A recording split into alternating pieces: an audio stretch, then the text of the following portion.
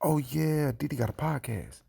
Breaking news, everybody. If you haven't heard the news yet, there's a few things that we have been able to confirm about Erika Kirk. Number one, the mystery man. Remember in our last video that I would highly recommend you go and check out, we discussed the 2015 Trump rally that Erika Kirk attended along with her mother, Lori Francevy, and Tyler Boyer.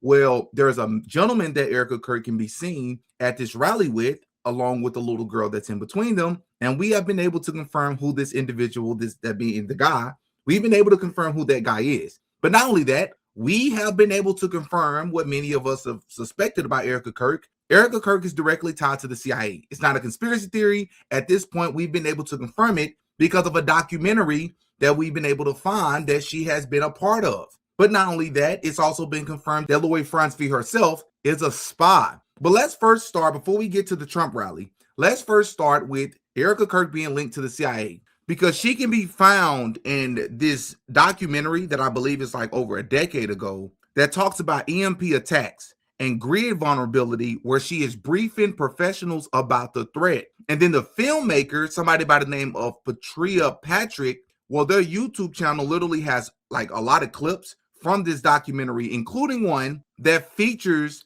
Fox News contributor, somebody by the name of Janine Pirro, former Arizona Congressman Trent Franks, and the one and only former CIA director himself, James Woolsey. This was an unprecedented and sophisticated attack on an electric grid substation using military-style weapons. It wasn't just a couple of guys out having a beer. Parties unknown used AK-47s to attack the transformers of that facility. A former energy official claims an attack on an American power grid was terrorism. The Metcalf attack pointed out that the substations are important parts of our national grid, but they're completely unprotected. We have 5 major threats that make our grid extremely vulnerable that we've presented to congressional officials. 1 being cyber, 2 being hackers, 3 being physical threats, 4th one is solar EMP, and the 5th one is man-made EMP. So the concern that we have is that we put out this critical information, and when we go over this risk analysis, they hear what we're saying, but they don't want to take action. Well, there are 18 critical infrastructures in the United States: food, water, transportation, communications, etc. All 17 of the others depend on electricity. If our grid goes down, you can't cook, you're not going to heat anything, you can't run any of your medical supplies, you can't talk on your phone, you can't take money out of a bank, and we turn into total chaos. If this happens, the system stops. If a transformer is taken down, we have to order it from Germany or China. It's going to take a year. Up till recently, there were no comprehensive protective solutions available. We know what the solutions are. They're not expensive. They're not difficult to employ. We just need the political will to do it and the follow-through on the part of the electric utilities to get it done. The White House is protected from an EMP. The Congress and the CIA and the NSA, all of the areas that need to function in the government are protected. So why can't we be protected? Around some of these facilities, you don't have much more than a chain link fence to keep people out. Now that seems absurd to me. I think it is absurd when we now know that attack on as few as 9 grid substations could bring down all 3 major interconnections for the United States grid. If the power goes out, you get the generator, and if that goes out, you get another one. There's never been a plan for what happens after that. The director of the National Security Agency, Admiral Rogers, came out and said it's not a matter of if, it's a matter of when. If an EMP attack happened or a major solar storm, it would bankrupt the insurance companies. They have an economic incentive to see, because they'll go out of business permanently. We're really being taken over by a corporate agenda rather than a public agenda. And for all those politicians and people in Congress, senators, congressmen, they should be out if they're not supporting this, I think, the most important security issue in our nation today. The most important security issue in our nation today. Black start is the hardest thing to do. It's trying to restart the grid after it's been knocked out. So everything is in blackout. On a national scale, this has never been done before. And in my last video, I mentioned to you all that it wasn't just that Lori Francevy had this company where she worked for, dealing with EMPs, but what was more important was that Erika Kirk directly worked there as well, and this documentary confirms it. but Erika Kirk mother's company is directly tied to Fort Huachuca. So we can put this to rest. Not to mention that, shout out to my guy Project Constitution, who also just shared this clip of it being confirmed that Lori Francevy, who went by a different name that was very similar to her name, which confirms the fact that Lori Francevy is a spy, which is part of the suspicions that we were having. Because remember in my last video, I asked the very common, or I will believe it's a common sense question: why would Erika Kirk, or Erika Francevy at the time, coming from a very wealthy family with a military background, why would this person be applying for Charlie Kirk's organization? You have the money, you have the clout, you have the accomplishments, you have the accolades to run your own company, to start something similar, to do something far superior than just working at some small role at TPUSA. Now that we can confirm that Lori Francevy is a spy, it makes sense now. And then the Trump rally. A lot of us was asking the question. To my understanding, I believe I was the one to break it, at least on YouTube. Maybe it was somebody else, and I just hadn't seen the video yet. Please send it to me if that's the case. I'm happy to be wrong here. But I remember when I first brought this to you all, we were trying to figure out who's the little girl that we can see Erika Kirk in this video with, along with this guy. Well, shout out to my guy Stu Peters once again. Broke the story yesterday and interviewed this sheriff who was able to tell us who the guy was that Erika Kirk was standing next to. There he put his hand on her back. They're smiling, talking to the child. And that clip, of course, is raising a lot of eyebrows, and we want to get to the bottom of it. So to help us do that, we're going to be joined here by Sheriff Richard Mack, who's in the green room. And he's joined us here on the program a few times before. He served as the sheriff of Graham County, Arizona from 1988 to 1996. He's the founder of the Constitutional Sheriffs and Peace Officers Association, which is dedicated to using the office of the sheriff in its most basic form, which is to protect the Constitution. And as I mentioned here on the program the other day, it was Sheriff Mack who informed me that he had had a conversation with an attorney from the office that's prosecuting Tyler Robinson. And he had a really interesting conversation about the crime scene, specifically with the county attorney from the county attorney's office that's responsible for charging and ultimately convicting Tyler Robinson in this kangaroo court with this show trial in Utah in the assassination of Charlie Kirk.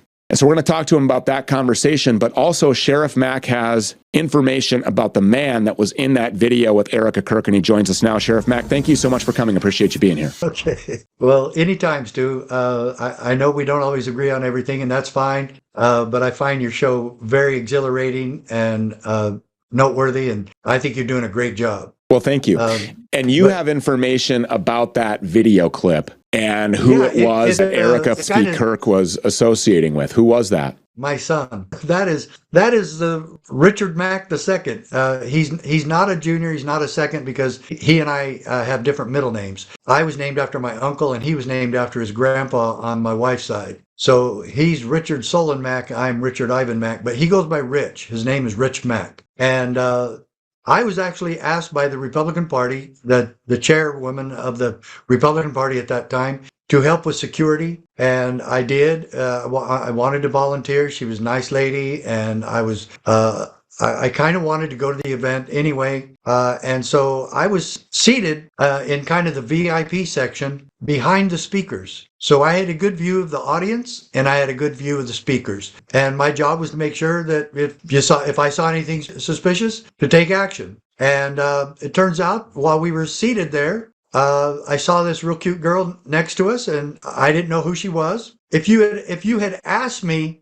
have you ever sat next to Erika Kirk and her mom at an event anywhere in Phoenix area ever in your life, I would have said no, because I had no clue who she was. I didn't remember her, and it was a very inconsequential visit. But I did speak to her. And I introduced myself to her and her mom. We were there early, so were they. And I always tell this little joke too when I meet a pretty girl at CPAC or any other meetings that I go to, or some that I even speak at. I'll try to give them an offhanded compliment by, "Oh, I think you're at the wrong meeting. The Miss America pageant tryouts are down the road a bit," you know. So you tell them a good boomer joke, real funny. And then they told me she was Miss Arizona. And oh, wow, okay. Well, being from Arizona, I thought I would know that, but I didn't. And And that was it. And I actually introduced her to my son, told her that he was single and that they ought to hook up sometime. Aren't you glad Neither they one didn't? of them really seemed too interested in that. And it never went anywhere. My son does not know Erika Kirk, does not know Erica Francie, and never dated her and did not have a child with her. And I have to say this. Whoever put that video out was really being dishonest because it was nothing. And there's nothing to it. It was all speculation. Here's and another thing that we will disagree on, because there was the most prolific public assassination of our lifetime that remains completely unsolved. And the patsy who may lose his life over this, that's sitting in jail, and we can get to the specifics on that. But when we're not getting, hold on.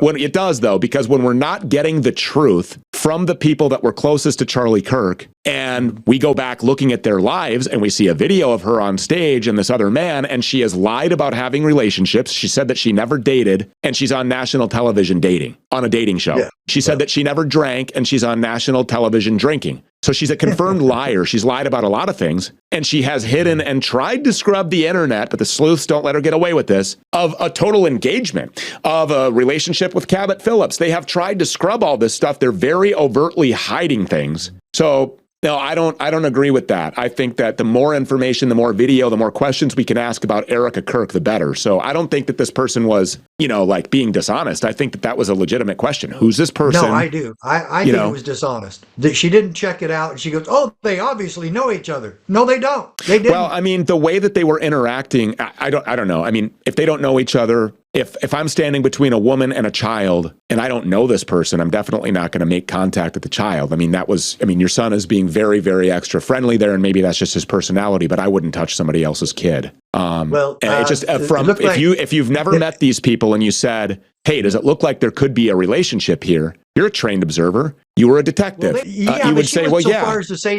She went so far as to say, let's get real here on this. She went so far to say is that they were the parents of that child. I've never seen that. I'm just going off of the video and the question that was written on the video. Who is this person? So it was on that same video. It said that they were dating. No, she was stretching. This was really stretched. My son had actually seen the little girl look like she was fell down, and he was looking to make sure that she was okay. But that was the only interaction they ever had. And you were there too, and we can see you on camera after I reviewed it again. You can see Sheriff Mack is right there, and he's in proximity to that. And so he spoke briefly, made a boomer joke to Erika Kirk about being Miss America. And she was actually hand-selected by Donald Trump for his Trump Miss USA pageant. And she won the Miss USA Arizona. She's got a long tie, to these same people that kind of, are directly central to the orbit of Donald Trump. Being on TV and all of those other things. So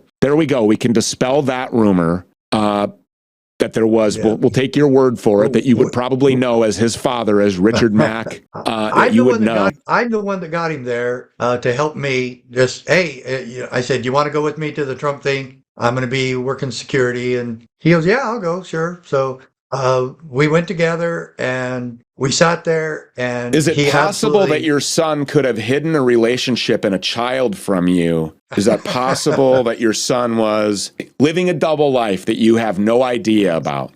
Is that possible? Very remotely, but yes, I guess so. But he and I have already talked about this, and he thought it was funny because he's never dated her and never knew her. Well, we're going to dispel it. So, here's the most important thing is that we make sure that we are always dealing with verifiable facts. But I don't want to discourage people from asking questions, especially from somebody who is a confirmed liar and who is the wife and mother of the children of the guy who was just assassinated. Now, I'm just going to go out on a limb and say, I believe the guy. I know there was a pretty long clip there, but I wanted you all to be able to see it all. So we can put it to rest. Apparently, this is not somebody that Erika Kirk dated, which we were open to that being the case. But it seemed to me, much like what Mr. Peters was saying, it appeared almost as if they knew each other. I do find it a bit suspicious that both Erika Kirk and the guy are both at different times interacting with the little girl, physically interacting and touching the little girl as if they knew the little girl. But if the sheriff is saying that this guy does not have any children with Erika Kirk, he doesn't have a relationship history with Erika Kirk, fine. Did he ever clear up in this interview who the little girl was with? Because remember, according to Erika, she met Tyler Boyer that same day. Of course, Tyler Boyer has said something different, But I want to know, is the little girl with Erika Kirk or is the little girl with the guy?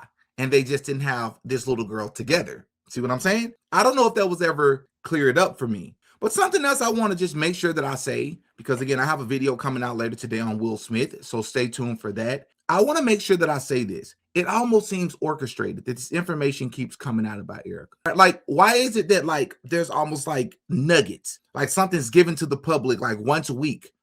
I'm noticing a pattern here. Are they doing this on purpose? Why weren't we able to find these things before? Why is it that Erika Kirk's Erika Kirk's father, if you all haven't seen that video, please check that video out on this channel as well. The weird video from Erika Kirk's father from 10, 15 years ago. Why were we not able to find that until weeks after the fact? And then the next week there's something else. And then Erika Kirk is coming out with these interviews where she got to know that she's coming off as weird. It comes off to me, first and foremost, she almost don't even seem human. I'm just going to be honest. But also, Erika Kirk almost comes off like she wants us to be suspicious of her. You know, like this dramatic stop. That's it. Stop.